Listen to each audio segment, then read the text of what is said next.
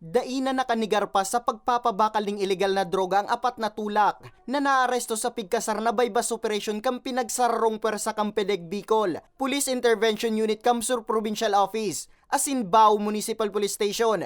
Nangyari ang operasyon sa irarumkan tulay sa Barangay San Francisco, Bao, Camarines Sur, alas 11:45 ning aga kang Miyerkules, Marso 15. Binisto ang mga sospek na sinda Andrew Cienfuego, Paul Jan Punyad, Ronald Panambo, asin Rosel Cienfuego, enterong residente kang nasambit na banwaan.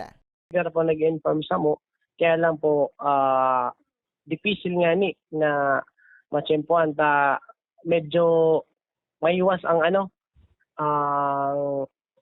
lugar. Kung may nagmamanman, madali silang nakaka-iska po.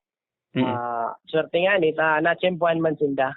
Pakadakol kang nagpartisipar kang bypass operation na ahensya. Nakumpiskar sa posisyon kan mga sospek ang 5 plastic sachet. Laug ang pigtutubuda na shabu na pigkakarkulong nasa 200,000 pesos ang street value. Apwera sa droga, nakumpiskar man ang iba pang paraphernalia.